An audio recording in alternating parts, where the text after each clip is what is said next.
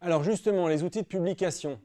Encore une fois, je vous propose une petite méthode. L'idée, ça va être vraiment de se dire comment est-ce que je vais gérer, comment est-ce que je vais faire, comment est-ce que je vais rechercher, communiquer, planifier, voire protéger mes informations, créer et analyser.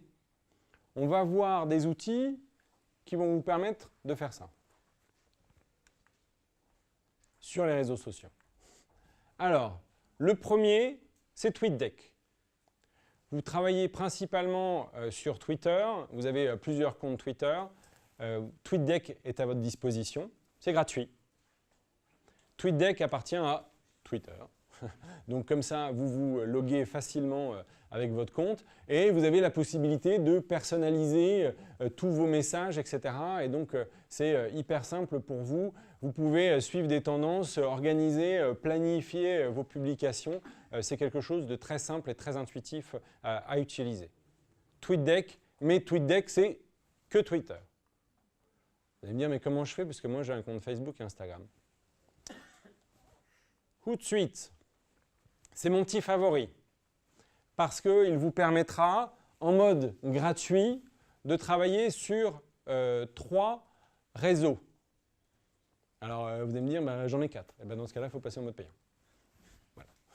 C'est malheureusement, très souvent dans ces outils, à partir du moment où on passe un peu en mode pro dans son organisation, dans la planification, on va passer dans des modes où il faut payer. On est sur des abonnements qui sont de l'ordre de 15-30 € de mémoire. Donc très pratique parce que vous voyez là vos différents fils, Facebook, par exemple Twitter, j'aurais pu avoir Instagram, et derrière, vous avez la possibilité de dire, tiens, là, si cette publication, je veux la publier sur à la fois un Facebook et Instagram, mais je ne veux pas mon Twitter parce que je trouve que ça ne correspond pas. Vous pouvez les programmer. Vous pouvez aussi, grâce à ces outils-là, faire un petit peu de veille. Donc, il y a plein de choses à découvrir avec Hootsuite qui est très pratique, que vous pouvez emporter partout et de ce fait, vous organisez, vous suivez la performance, bien sûr, de vos publications grâce à ces outils, grâce à cet outil-là. Vous pouvez aussi créer une publication à partir de l'outil. Donc, il est très pratique. Seul petit problème, voilà, vous êtes uniquement sur 3 réseaux et si vous en avez plus, c'est un peu plus compliqué. Il faut passer à une version supérieure. Un autre outil… C'est 3 réseaux par compte, par adresse mail, non? Oui. Ah oui, oui. Oui, non, mais du coup, ça veut dire que si on… Oui, si vous voulez ruser… tout à fait. Buffer est aussi un autre outil… alors, très anglo-saxon, donc c'est pour ça que je ne l'ai pas… Enfin, il existe. Il y en a même encore un autre qui est encore plus anglais, c'est Sprout Social. Donc voilà, où là, vous avez aussi… tout se repose à peu près sur la même mécanique. Je vous conseille, si vous n'utilisez pas, de commencer par Hootsuite, en mode gratuit, et vous voyez comment ça se passe pour vous, et après, si vous voulez passer à un cran supérieur. Alors, d'autres petits outils qui sont hyper pratiques dans les publications, c'est si vous dites, mais non, moi, ces outils-là, je ne veux pas y aller, mais par contre, j'envoie beaucoup de liens, etc. Et parfois, vous avez un lien HTTP qui est si grand que vous vous rendez compte, dans votre email, il est coupé. J'ai cliqué sur ton lien, ça ne marche pas. Mais si, il marche mon lien. Ah, mais donc, il faut reprendre tout copier-coller. À un moment, vous voulez…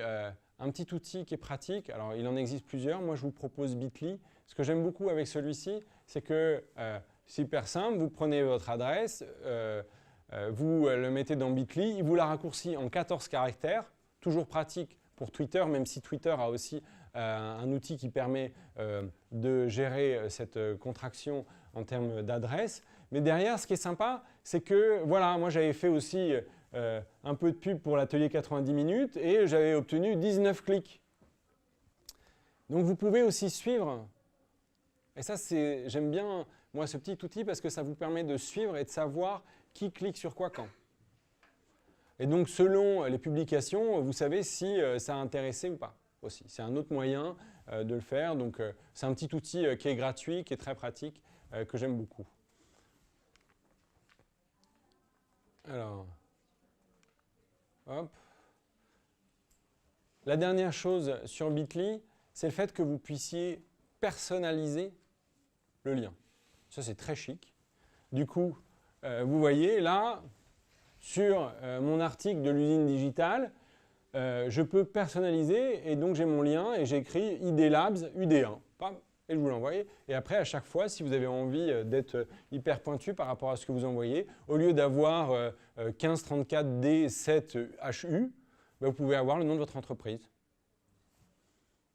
Vous pouvez faire tout ce que vous voulez. Donc ça, c'est très pratique. Alors, un dernier petit outil aussi que je trouve qu'il faut toujours avoir dans sa poche. Poche, pocket, ok, d'accord. Je repasserai pour les blagues. Mais justement, c'est Pocket.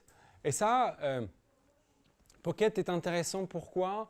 Parce qu'il est aussi disponible à travers différents outils. Vous allez le voir dans un Feedly, vous allez le voir, vous allez pouvoir l'utiliser sur un Safari, sur Chrome, etc., etc.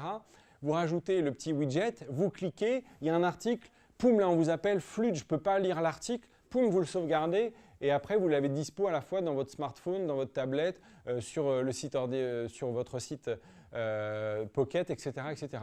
Vous pouvez garder l'article, vous pouvez le garder autant de temps que vous voulez. Il y a des articles que j'aime depuis 3-4 ans et c'est hyper pratique de ce fait. Vous voulez absolument lire cet article, vous voulez le sauvegarder, c'est un moyen d'éviter d'avoir 150 000 signés d'articles que vous avez sauvegardés sur votre navigateur. Et donc après, il vous remet votre liste en disant, bah voilà, tiens, il y a tel article que tu as à lire, tu l'as lu, tu ne l'as pas lu, etc., etc. Voilà. Et en plus de ça, il vous met... Avec la possibilité de partager cet article. Oui, tout à fait, avec la possibilité de partager cet article.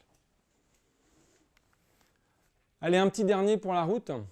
Une option payante cette fois-ci. Pour le coup, vous voulez vraiment booster votre activité. On a parlé des call to action. Le problème, c'est que ce n'est pas toujours évident pour ce call to action de ressortir. Et de ce fait, vous pouvez utiliser Sniply. Sniply, c'est comme Bitly, sauf que c'est payant. Et là, il va vous mettre en avant, par exemple, là, le call to action. Mais en fait, on est sur ce qu'on appelle du média enrichi qui va faire que le bouton va ressortir un peu en mode 3D, etc. Et donc là, on commence à être dans des outils plus pro, mais très pratique parce que pour le coup, c'est très sympa. On a plus envie de cliquer que juste sur un lien. On a le bouton, vous voyez, qui est dessiné, etc. Ici, c'est beaucoup plus pratique. Et quand il n'y en a plus, il y en a encore. Vous le connaissiez peut-être déjà. Pour ceux qui gèrent des pages web pro, vous avez une application, comme dirait l'autre, il y a une application pour ça. Et donc oui, il y a l'application qui s'appelle Gestionnaire de pages, et donc qui vous permet de gérer vos publications, statuts, photos et autres, répondre à des commentaires, mais directement de l'application. Donc ça vous évite si tout est sur votre ordi, etc., et que vous voulez gérer en direct. Vous savez que vous êtes noté sur la rapidité à laquelle vous répondez à vos fans. Donc, vous dégainez votre petite application et de ce fait, vous pouvez répondre et suivre évidemment les statistiques, etc. Et quand il n'y en a plus, il y en a encore. Avec Facebook, si vous faites des publicités, vous avez une autre appli qui s'appelle Gestionnaire de publicité pour Facebook et qui vous donnera aussi toute satisfaction par rapport à ce que vous faites. Voilà. Donc voilà, j'ai résumé. J'ai essayé de vous mettre en avant comment est-ce qu'aujourd'hui on cible, comment est-ce qu'on écoute, on parle, on dialogue avec ses fans, avec des outils qui, j'espère, vous feront gagner du temps selon ce que vous utilisez. Si vous souhaitez utiliser un agrégateur, si vous voulez utiliser les outils aussi pour diffuser, tels que Buffer, Hootsuite et autres. Il y en a plein d'autres. Sont généralement assez faciles à prendre en main. Donc voilà,